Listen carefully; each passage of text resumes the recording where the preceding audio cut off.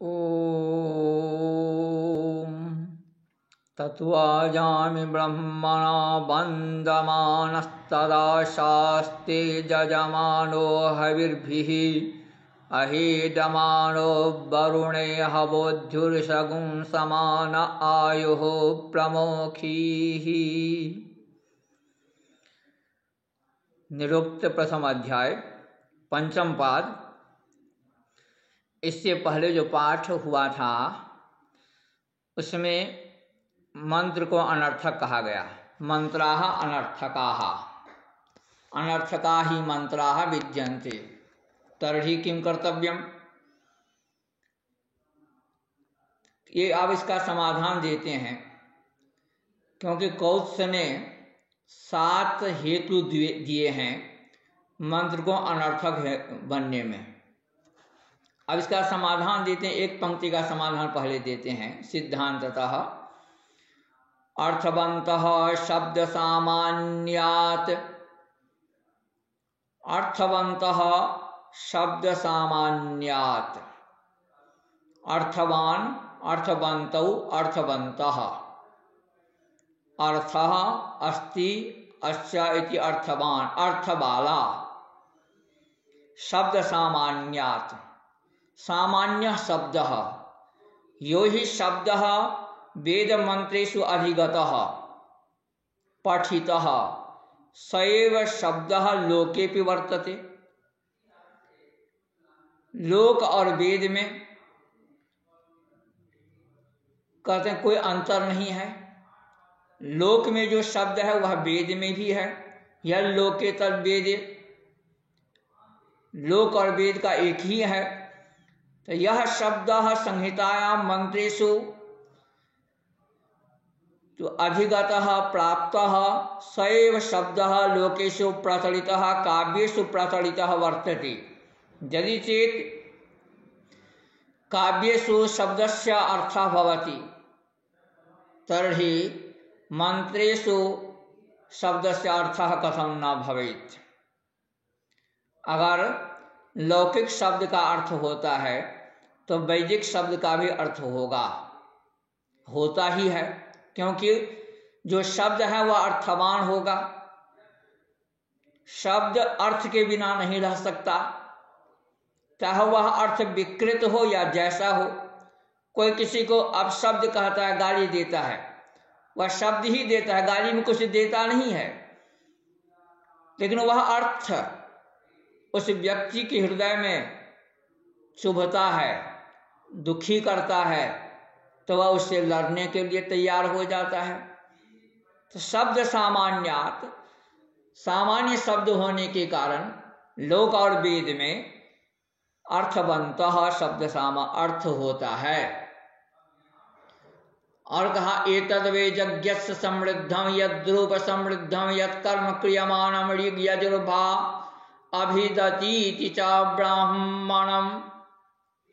कहते यज्ञस्य समृद्धम यद्रूप समृद्धम, कहा था ब्राह्मणेन रूप संपन्ना विधीयते। ब्राह्मण से रूपवाहित होता है वेद मंत्र। कहते यह क्या है? तो यज्ञस्य समृद्धम यद्रूप समृद्धम, यह यज्ञ की समृद्धि है, यज्ञ विद्या समृद्धि ही। यज्ञ किं भवति?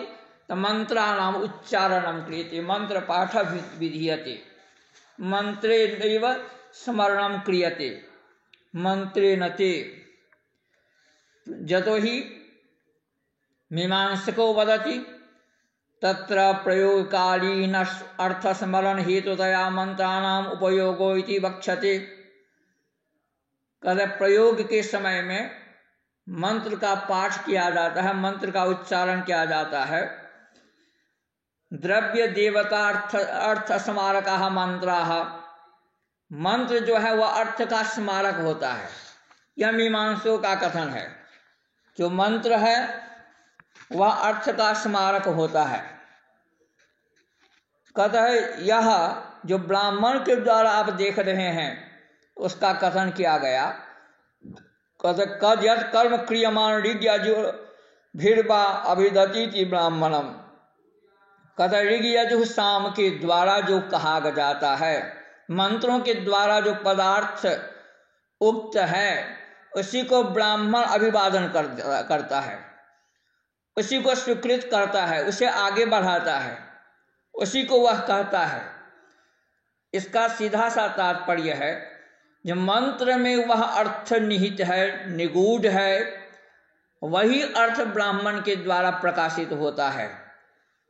ब्राह्मण कोई नया या अन्य अर्थ नहीं लाता है, क्योंकि कहता मंत्रेण स्मरणम कर्तव्यम, मंत्र के द्वारा ही द्रव्य का स्मरण करना चाहिए।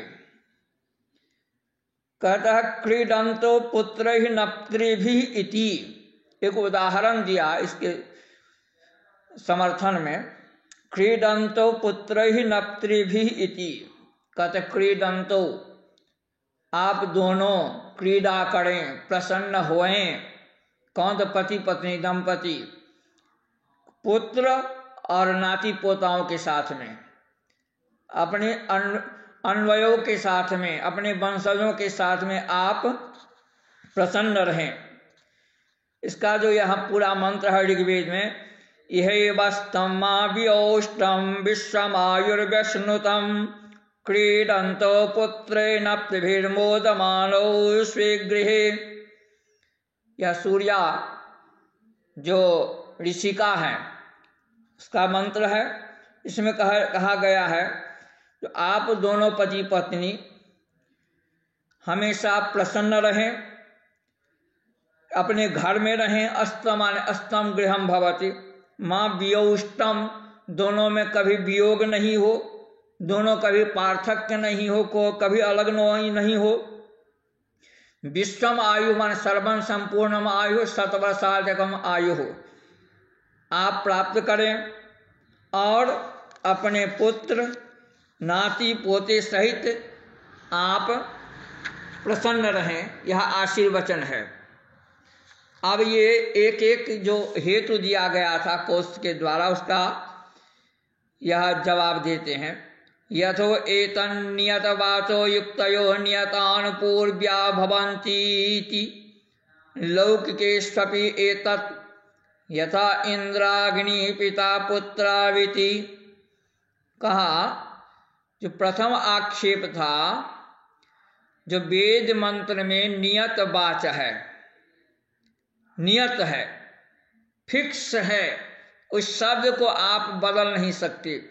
जैसे अग्न आया ही बीतये,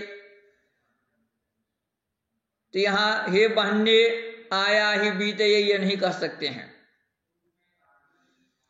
नियत वाच अग्नि का जो और भी पर्यायवाची शब्द है इस मंत्र में आप नहीं डाल सकते हैं। अन्यतान पूर्वी, अनुपूर्वी जिसका क्रम है, अग्नि मिले पुरोहितम, पुरोहितम मिले अग्नि, ऐसा पाठ नहीं कर सकते हैं। कहते यह जो आक्षेप किया था इसका जवाब है लौकिकेष्वपि एतत्।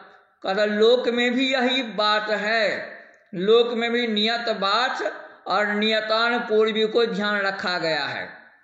कहा जैसे इंद्राग्नि पिता पुत्राविति, यहां पर उदाहरण दिया इंद्राग्नि, इंद्र और अग्नि, ये क्या है? तो पिता पुत्राविति, पिता और पुत्र हैं। अब इसमें आप नियत बात जो है, इंद्र का कोई पर्यायवाची रख दें, अग्नि का कोई पर्यायवाची रख दें, पिता पुत्रो इसका व्यतिक्रम कर दें, तो क्या होगा? अर्थ अनर्थ हो जाएगा।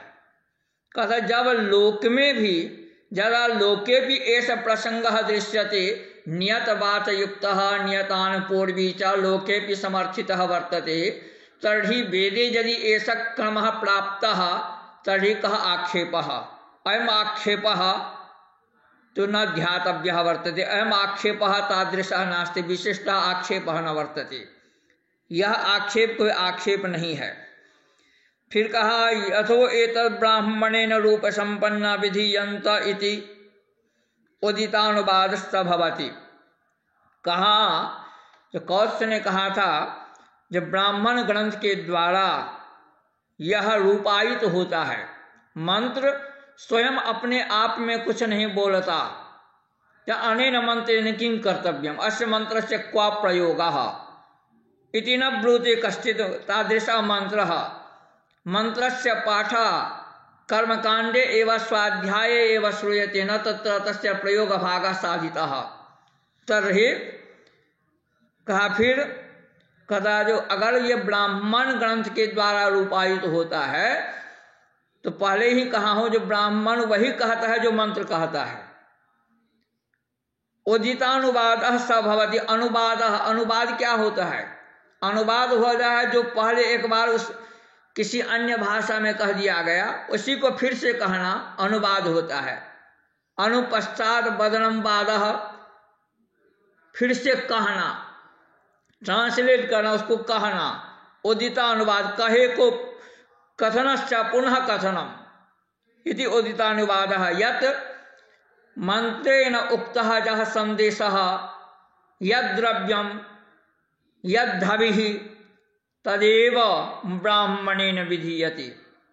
कहते वही ब्राह्मण के द्वारा हुआ उदितानुवाद है, कहते वही कहा गया है। फिर आक्षेप था जतो एतद अनुपपन्नार्था भवन्ति, कहता था यह असंगत अर्थ वाला होता है।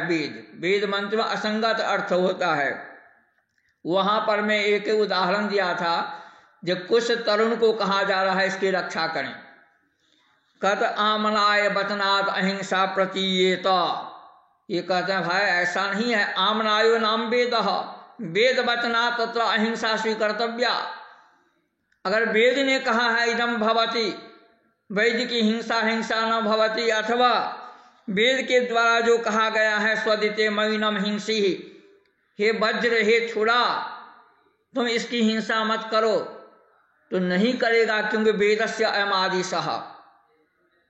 तस्मात् आमनाय वचनात् अहिंसा प्रतीयत। आमनाय मन वेद प्रमाणात, वेद प्रमाण से उसे अहिंसा समझना चाहिए, क्योंकि वेदः अंतिमः अस्माकं प्रमाणं वर्तते।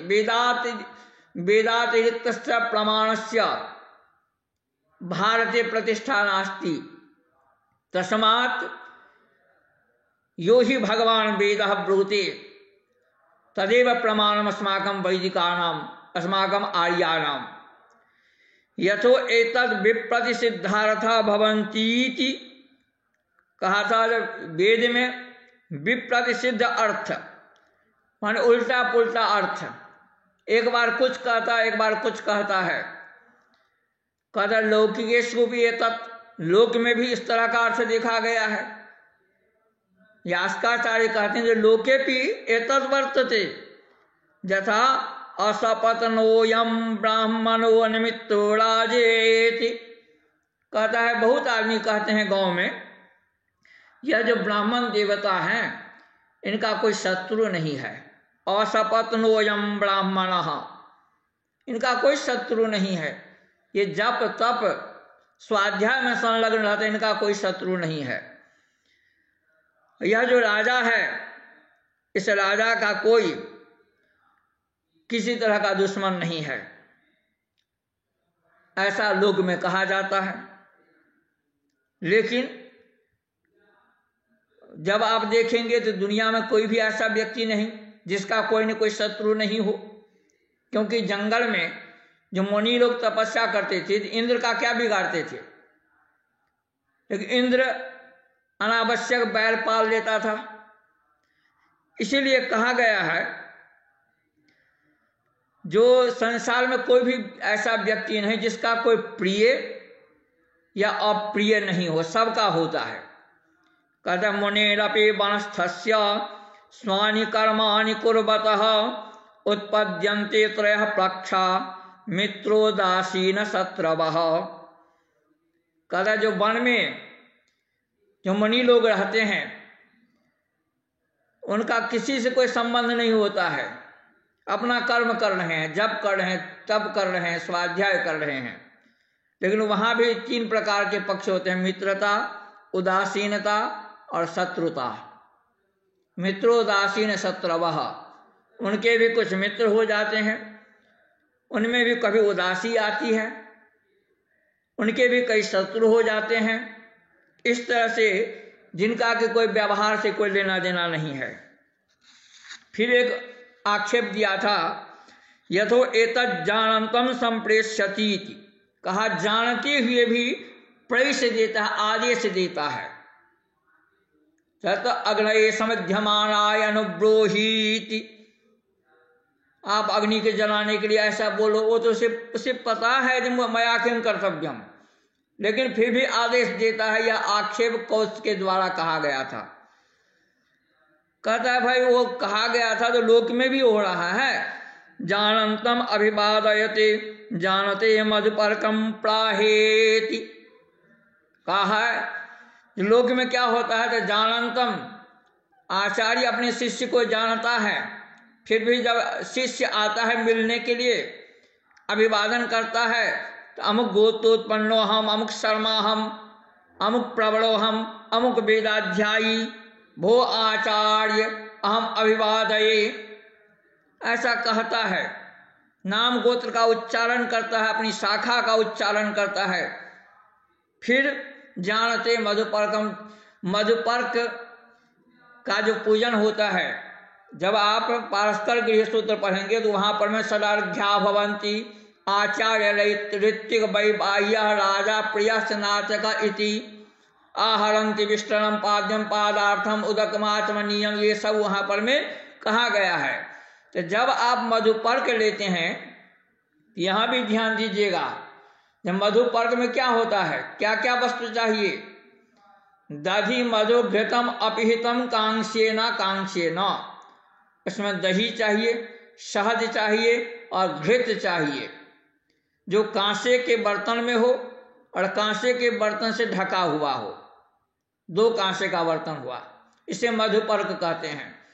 अब मधुपर्क लाने की अन्य त्रित्रि प्राह, अन्य जो तीसरा व्यक्ति है वो कहेगा मधुपर्को मधुपर्को मधुपर्क, ऐसा 3 बार उच्चारण करता है, जबकि पता है कि मेरा मधुपर्क पूजन होगा, लेकिन फिर भी वह जानते मधुपर्कम प्राह, जब ये आपके लिए मधुपर्क है यह कहा जा रहा है।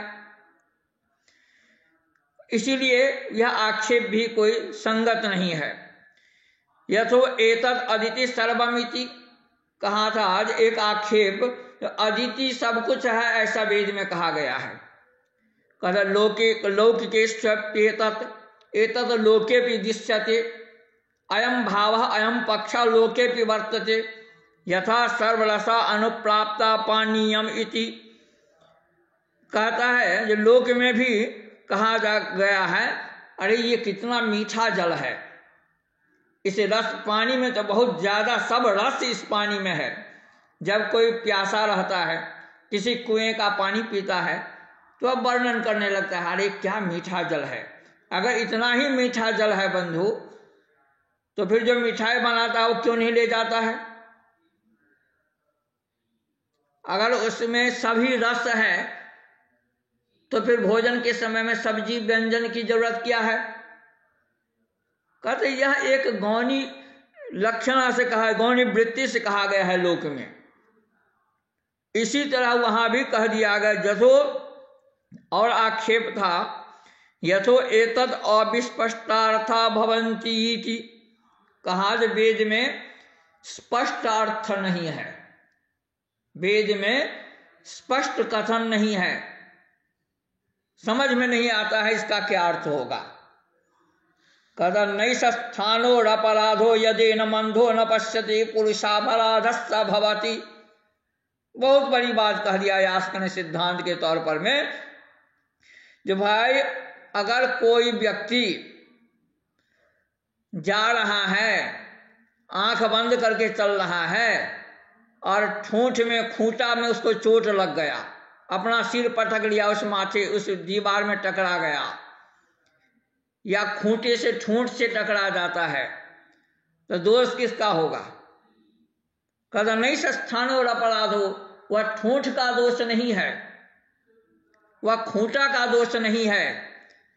कहता जदे न मंधो न पश्यति, जब अंधा व्यक्ति उसे नहीं देखता है तो पुरुषापराध स भवति, वह पुरुष का ही, उस मनुष्य का ही अपराध माना जाएगा।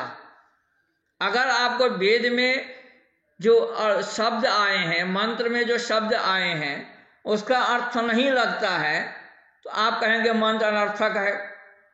अंगूर खट्टे हुए वाली जो कहानी है उसके समान हो गया। यथा जानपदीषु विद्यातः पुरुष विशेषो भवति पावलो वर्य विस्तृतो खलो वेदित्रिषु भूयो विद्या प्रशस्यो भवति। कहता है ये बहुत बड़ा सिद्धांत है निरुक्त का।